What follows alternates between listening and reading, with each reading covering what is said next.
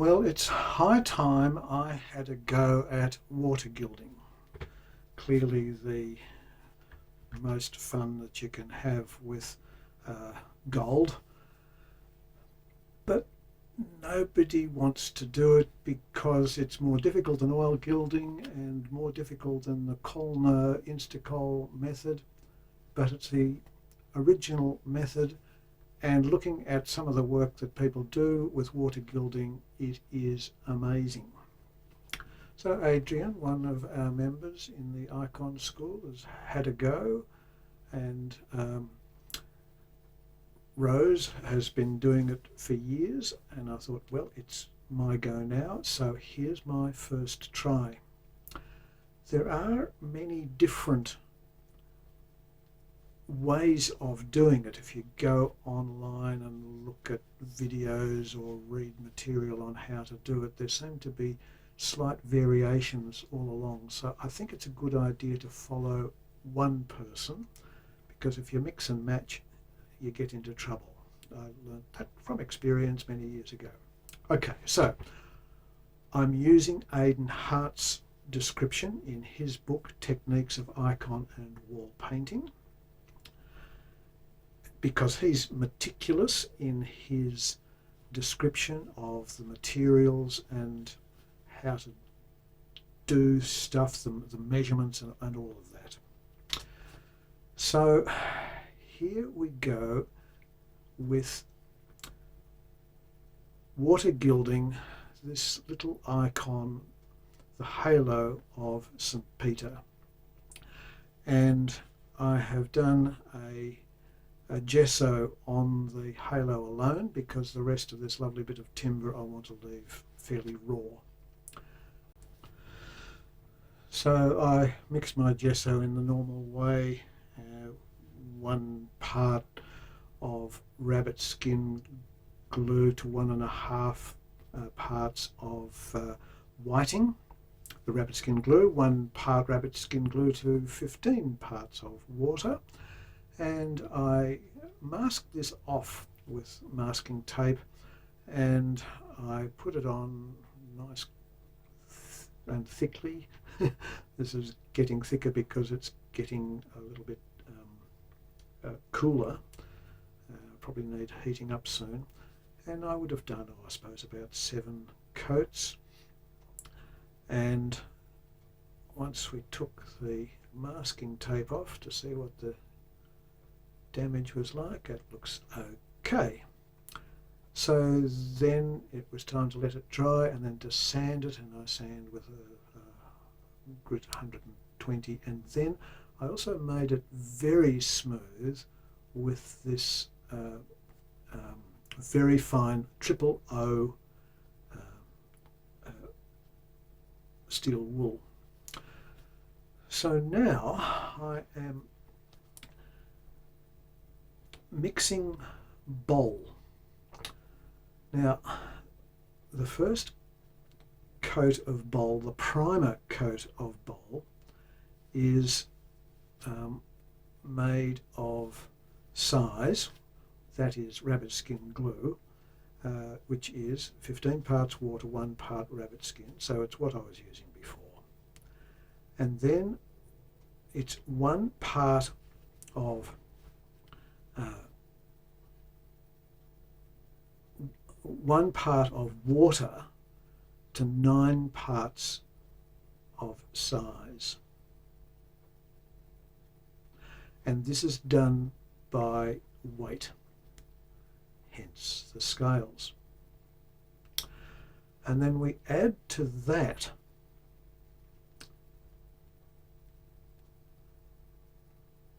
the clay bowl. And this, it needs about enough to make it milky. My first lot wasn't all that thick. I needed to add some more for the primary layer.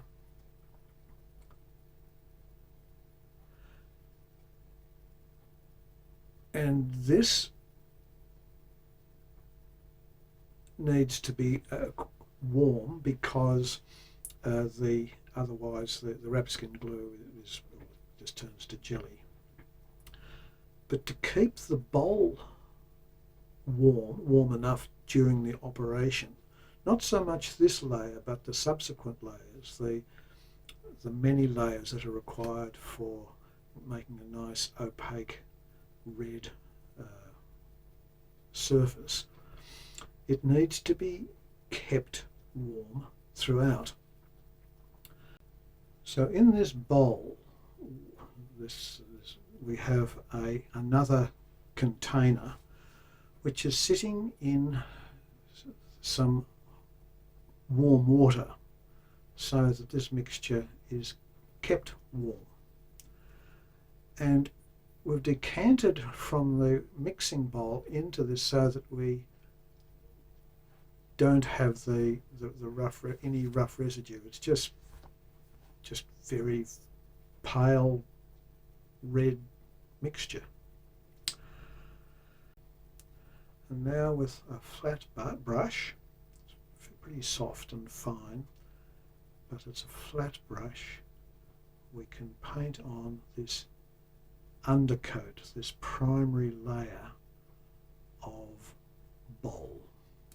I'm trying it on a bit of paper first just to see if it works before I put it on my nice fresh white gesso.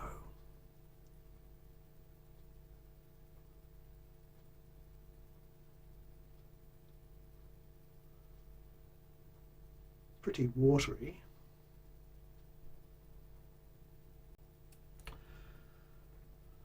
Now we want the subsequent layers, the next layers of bowl, and for this we need 4 parts of size and 1 part of water, and then a whole lot of the red bowl to make it what Aidan Hart describes as a single cream. And we need to apply this, after we've mixed it, many coats. And we're doing this according to weight on our scales. And we start adding large quantities of the bowl. We're going to put this in the hot water so that we keep that mixture warm, so it doesn't become like jelly.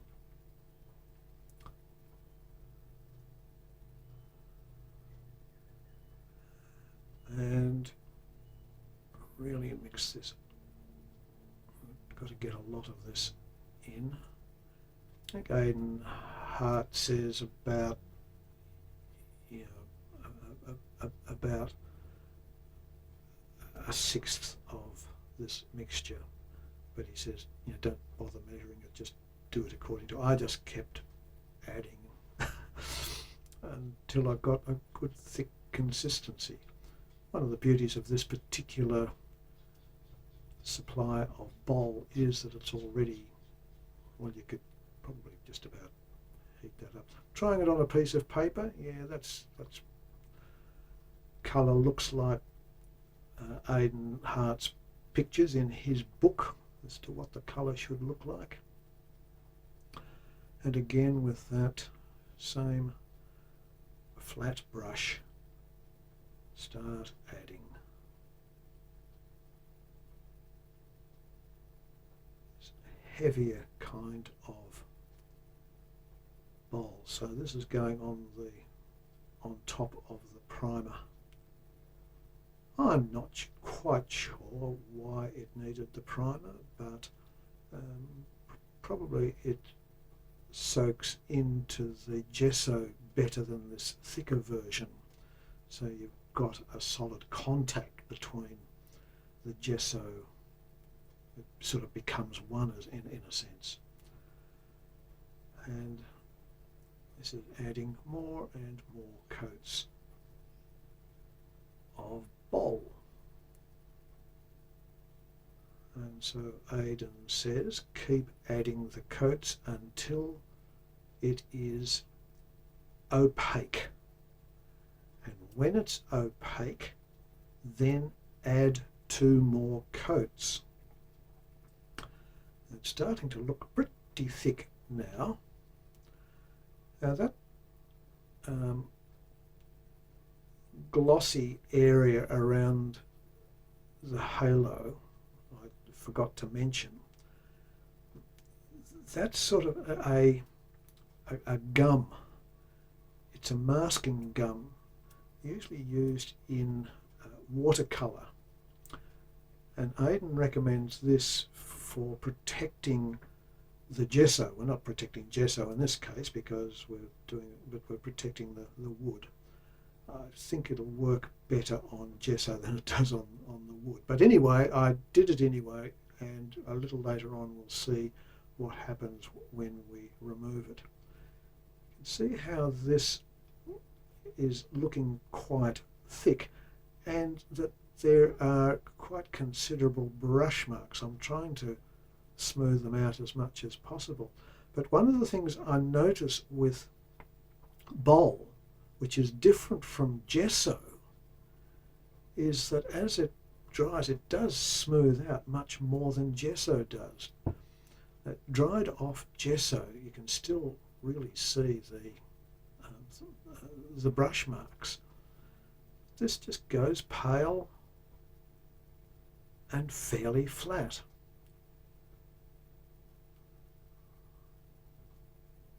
More and more coats.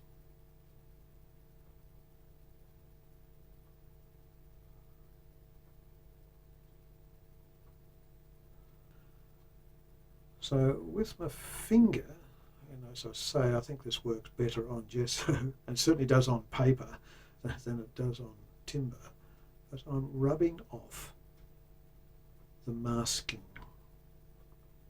fluid. You can see how gummy it is. So Aidan recommends this, of course, if under normal circumstances the whole area would be gessoed, but you don't want the bole to get on the gesso where you don't want gold to be, otherwise you've got problems trying to fix the gold. That was a bit wet there up in the corner. I needed to do quite a bit of sort of even sanding to get this area cleaned up. I won't show that on video, but this was really quite a messy process, and I think would be much cleaner in if it was on gesso. But don't despair, it cleans up much better when I really attacked it. Now I am sanding the bole, firstly with a 400 grit sandpaper, so this is pretty fine. And then I also used a 600. Now, Aidan doesn't mention this, but having said just go with one recipe, this is a departure from what Aidan Hart suggests. This I heard from somebody of burnishing the bole with your agate stone, and you can see there it makes it quite shiny. The problem with this was that you can see some of the gesso showing through, so clearly that wasn't very happy, and while the camera wasn't on, I added more coats, more sanding and more agate stone. Now for this, see how shiny that was, and now I am applying a weak gold size, and this is 6 parts water, 1 part size, or the rabbit skin glue, and it's to be applied warm but not hot, because you don't want it to melt the bole underneath. And it dries quite quickly, and there would be the temptation to go back and, oh gosh, have I covered that properly? I better give it another coat. No, says Aidan, one coat only. Now this in effect is the glue. It's a very, very weak glue. This is the glue that is going to hold on to the gold, the loose leaf gold. You can see how quickly it's drying. Now for the next process, we need distilled water or demineralized water and some vodka or gin, and we need to apply this 3 parts of the distilled water to 1 part of the alcoholic beverage. So I measured this with a pipette. Because we're just doing a really small area, we don't need huge quantities of this. So 3 ml of the water, which is why it's called water gilding. So why put alcohol in it?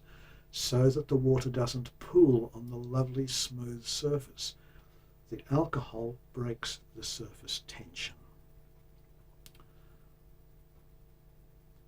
Aidan also suggests that the alcohol could break some of the other tension caused by the anxiety of this particular process. But if you just follow the recipe step by step, as Adrian learnt when she was doing this, trust the system and do it slowly.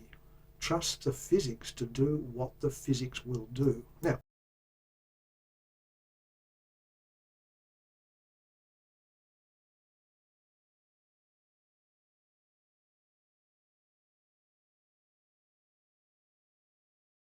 here we have a suede pad and we have loose leaf gold, and we're trying to tip it onto the suede pad using a method that Aidan talks about, but which I did finally got. This particular piece of gold had already been broken. I've had it for many years. And then we need to decide on the size of the piece of gold that we're going to apply. I'd thought, because it's such a small area that I'm gilding, that I could manage we'll just pick up 1 bit of gold and pop it onto the halo, and that'll be that. Now this is a gilder's knife, and it is for cutting the gold on the suede strip.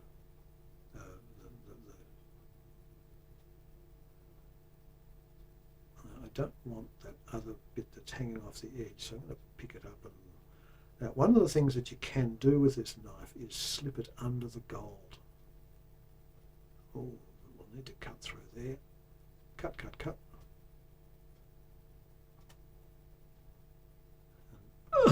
Oh dear. It is so delicate, and you just don't want to touch it with the pad of your finger because the gold will just disintegrate. You only want to catch on to stuff with your tools, not with your fingers. The gold just disintegrates.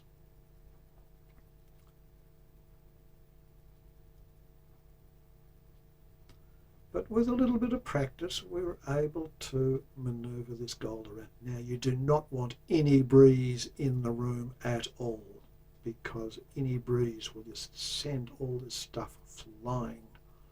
So this is a very, very still environment.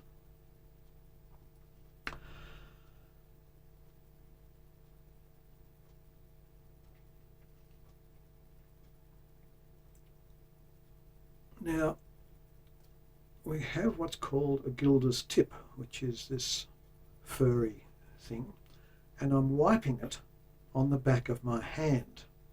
When I first tried this out, it did not work. reason. You wipe it on your hand to get the oil off your skin. It's the oil on the hair that makes this work. But I just had a shower. I was oil free. Now we've got the gold in one hand and we've got the water being applied on the other. It's just being pulled on. It is really wet. And the whole area needs to be sopping. Now what Aidan suggests, if you haven't got enough oil on your skin, is a bit of Vaseline, and you can see the Vaseline up in the top corner there. I just rubbed a little on the back of my hand and that did the trick. Then he says hold it over just above and then let it drop. Let the water catch it. I'd remembered what Adrian had said was just let it do its thing. Don't try and hurry it along. The water will snap up the gold. And so I waited patiently. And when I thought it had done enough,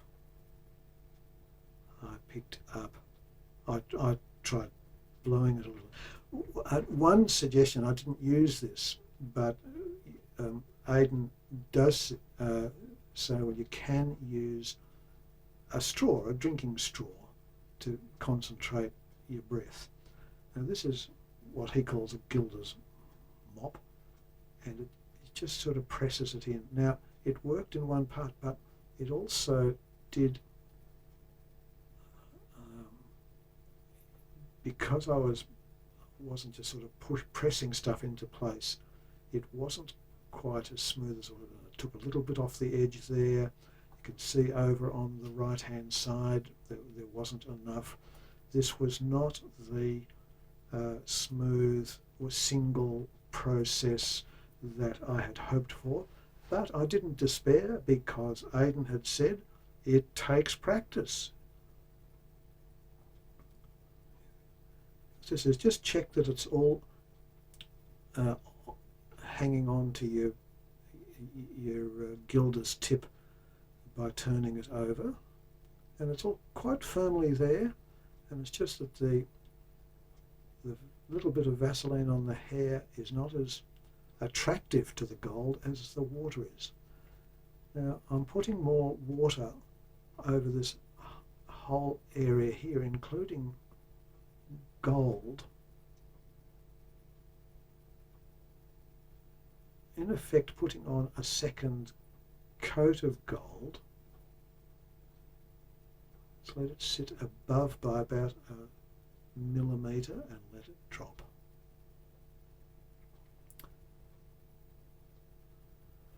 Now what Aidan says about adding a second coat is that, and I didn't do this, but he says add some of the that very fine gold size to this mixture, so you've got some glue on that second coat. It worked all right. In fact, it worked because it was covering the bits that showed through, so you could see that those little bits of red showing through, and of course they had size on them. So what this patching, it was messy, but it was possible. It actually did work in the end, and by doing this I learnt a lot. So that was a good thing.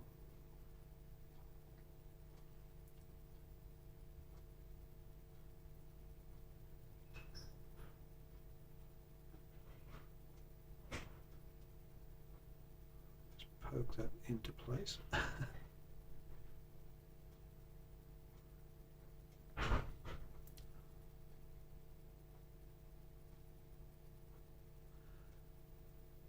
And dab it rather than brush it.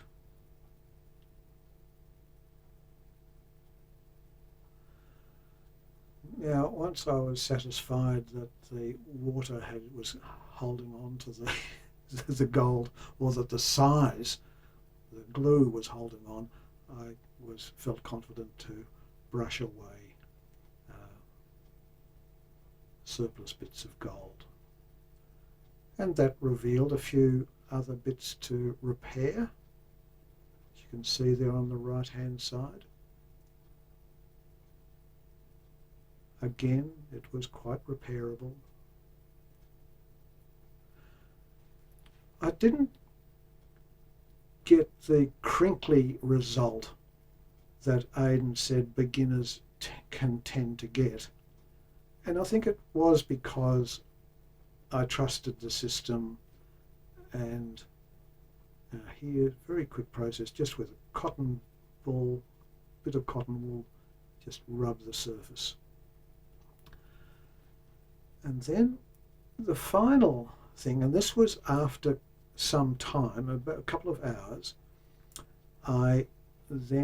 you've got to wait for it to be quite dry, but you can't let it be too dry. You can't leave it a day. You've got to do it within a certain period of time, but he doesn't say what that time is. You've got to... And this is the agate.